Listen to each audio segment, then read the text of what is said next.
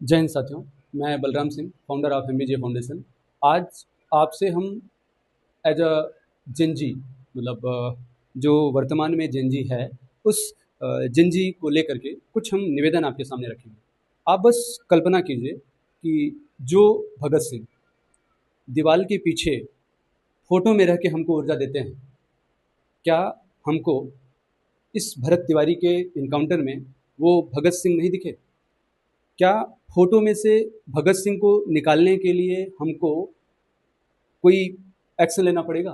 क्या फोटो में से भगत सिंह को निकालने के लिए हमको फिर से अंग्रेज इस देश में आए तब हम समझेंगे कि तभी भगत सिंह बनना है? भरत तिवारी जी ने जितने जो भी आपने पीछे का उनका वीडियो देखिए, आज पूरे देश में भरत तिवारी को लोग जान रहे हैं। उसके पहले वो कितना प्रताड़ित हुए, कितना प्रयास किए। और भगत सिंह की बात लें या फिर चंद्रशेखर आज़ाद जी की बात लें, जिसकी भी हम बात करें, आप इमेजिन करो कि जैसे तब अंग्रेज एक टाइम पे जलियांवाला बाग में निर्दोष लोग इकट्ठा, निर्दोष पर तो जो गोली चलवाई चलवाई, किसी के पास कोई हथियार नहीं था। जिस प्रकार से बिना हथियार के रहे हम गोली चलाएं तो लोग कहते हैं कि निर्दोष पर गोली चलाया गया। वैसे ही हम लाख हथियार लिए हों, बम लिए हों, गोला लिए हों, बारूद लिए हों, आरडीएक्स लिए हों, जिस परमाणु बम लिए हों, लेकिन अगर हमने सरेंडर कर दिया तो हम भी हथियार है हमारे पास, इस बात का वहाँ पर ये तथ्य नहीं होता है कि हम हथियार हमारे पास है और हम आपको गोली मार देंगे। एक सरेंडर किए गए व्यक्ति पर गोली चलाना 100% गलत है। अब आप उधम सिंह का इंतजार करें, जैसे उधम सिंह ने 21 साल इंतजार किया, फिर जलियांवाला बाग हत्याकांड का जिसने भी परमिशन दिया था उनको उनके देश में जाकर के जो भी जिस प्रकार से अपना नियम कानून देखे और जिस प्रकार से उनको सजा दे पाए दिए। अभी फिलहाल के लिए हम जिसने भी ये काम किया है, जिसके भी दबाव में ये काम आकर के किया है, उस पर हम बात नहीं करें। लेकिन इस काम के पीछे आप समझने का प्रयास कीजिए कि हुआ क्या है। कभी आप नोटिस करना कि आपके पैर में ना हल्का सा चोट लगा हो, तो मैं ये अपना व्यक्तिगत राय दे रहा हूँ, ये किसी और के ऊपर इसको रखने की रिक्वायरमेंट नहीं है कि क्या ये 100% है या उसमें कुछ कम है या ज़्यादा है। जो भी आप, ये हमारा व्यक्तिगत राय है। आप विचार करना कि अगर आपके पैर में चोट लगा हो तो वो जो चोट है वो आपको दर्द तो देगा ही, लेकिन उसी दौरान किसी भी तरीके से या आप गिर जाओ या टकरा जाओ या सर में किसी भी प्रकार से चोट लगे, जो पैर में चोट था उस चोट से ज़्यादा दर्द अगर सर का चोट करे तो पैर का चोट आदमी भूल जाता है। इसे कहते हैं सुपीरियर और इन्फीरियर। जब सुपीरियर कोई चीज़ होती है तो आदमी इन्फीरियर को इग्नोर करता है। पैर का चोट आप भूल जाओगे जब सर का चोट ज़्यादा दर्द करेगा। सिमिलरली एक और एग्जाम्पल ले लो, ये भी आप नोटिस करना, जब पूरा देश राममय हो गया हो तो कोई व्यक्ति एक आकर के बोले राम कौन? मैं नहीं मानता, ये सब दिखावा है।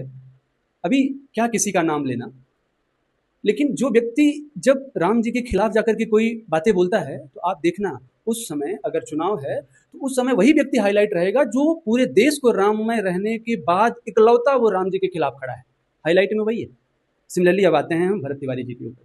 जो भरत तिवारी जी के साथ हुआ, दो मुद्दा चल रहा था, एक खान सर का और फिर इनका जो अभी उन्होंने हथियार लिए थे, उन्होंने अभी 2 दिन पहले भी उसका वीडियो था कि उन्होंने किसी दरोगा जी को बिठाया था सामने और कुछ कांस्टेबल लोग थे जिनको बोल रहा था कि आप उधर चलिए, जो भी वगैरह वगैरह था। उन्होंने जितने भी प्रयास किए, ये आपको हथियार पूरे देश में हाईलाइट है, लेकिन ये नहीं हाईलाइट हो रहा है कि ऐसा क्यों किया गया। देखिए, सुपीरियर और इन्फीरियर को भी समझिएगा। पूरा देश जब राममय था तो एक नेता आता है जो राम के खिलाफ चला जाता है, फिर पूरे देश में वही हाईलाइट हो जाता है। चुनाव है, निगेटिव मार्केटिंग हो या पॉजिटिव मार्केटिंग हो, मार्केटिंग मार्केटिंग होती है।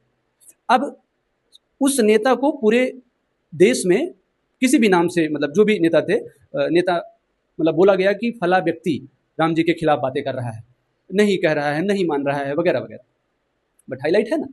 तो उसी प्रकार से आप देखिए कि जो भरत तिवारी जी हैं, भरत तिवारी जी एक मतलब साधारण परिवार से थे। क्या साधारण परिवार को ही हमेशा मुर्गा बनाया जाएगा किसी बड़े पॉइंट को दबाने के लिए? भरत तिवारी जी का इनकाउंटर मुझे ऐसा लगता है शायद ना हुआ होता अगर ये जो अभी खान सर का जो मुद्दा चल रहा था। अभी देखो खान सर का मुद्दा डिम हो गया है, देखेंगे आप, नोटिस करेंगे तो डिम हो गया। तो मैं इस चीज़ों को समझाने का प्रयास कर रहा हूँ कि हमेशा जो आम आदमी, जो एक साधारण व्यक्ति, हमेशा बलि का बकरा बनाया जाता है। चाहे ये दरोगा जी किसी के दबाव में आके किए हों, चाहे मंत्री, चाहे मुख्यमंत्री, चाहे विधायक, चाहे जिसके भी दबाव में आके किए हों, या फिर जो भी एनी अदर पॉइंट हो।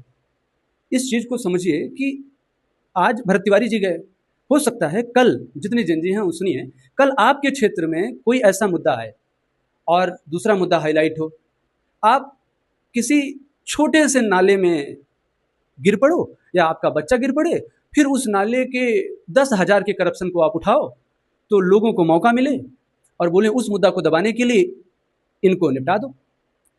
फिर 10 लोग आएंगे, अरे ये तो गलत हुआ, ये तो गलत हुआ, फिर उस मुद्दे को भूल के इस साधारण व्यक्ति को लोग कहेंगे कि क्यों मारा। अब यही चल रहा है, सरेंडर करने के बाद इनकाउंटर। देखिए, जिसने भी ये इनकाउंटर किया है, मैं आज उसके पहले भी क्या नाम है, भरत तिवारी जी ने वीडियो बनाया था, और आज मैं बोल रहा हूँ कि दबाव में इनकाउंटर करने वाले या इनकाउंटर करने का परमिशन देने वाले, आप निश्चिंत रहिएगा, एकदम निश्चिंत रहिएगा। मैं कल मरूं या परसों, मैं अपनी मौत से पहले, कल भी मर सकता हूँ, कोई जरूरी थोड़ी है, कोई फिक्स थोड़ी है, कल मरूं या परसों, मैं अपनी मौत से पहले 1,00,000 भगत सिंह या अभी जो भरत तिवारी जी गए, वैसा ओज, वैसा जोश, वैसी निडरता, वैसे देश के प्रति राष्ट्र प्रेम हम पैदा करके मरेंगे। हमारे संस्था ने आज एक रेजोल्यूशन पास किया है कि हम लोग बासा एज अ आर्मी एक विंग खड़ा करेंगे। कल अगर मैं मरा, एग्जाम्पल ले लो, कल अगर मैं मरा तो विंग खड़ा करने का अभिप्राय क्या है? मैं मरूं, आप मरो, मरोगे सब, कोई अमर नहीं है। हो सकता है 2 दिन पहले, हो सकता है 2 दिन बाद। तो तेरही में आकर के गर्म पूड़ी मांगने से अच्छा है अभी सब भरत तिवारी, पूरा देश भरत तिवारी कह रहा है, जैसा भरत तिवारी अच्छा था, भरत तिवारी जी मतलब ये करते थे भाई, उसके पहले भी भरत तिवारी जी को सुना जा सकता था। आज जितने जितने लोग ट्वीट सोशल मीडिया पे, इंस्टाग्राम पे, फेसबुक पे डाल रहे हैं, हो सकता है भरत तिवारी जैसा कोई व्यक्ति आपके बगल में भी प्रताड़ित हो रहा हो। बस इसी चीज़ के लिए मैं चाहता हूँ प्रियजन जी, आज हम हमारी पूरी जो टीम थी, जो कोर मेंबर थे, सारे डिसाइड किए हैं कि हम लोग मेल के लिए Bhagat, Azad, Subhash, Abdul Hamid as a army, मतलब आर्मी बाहरी जो देश विरोधी ताकतें होती हैं उनके विरुद्ध युद्ध के लिए हमेशा तत्पर रहते हैं। वैसे ही बासा आर्मी नहीं, क्योंकि कल लीगल एक्शन वाले आ जाएंगे कि आपने आर्मी शब्द कैसे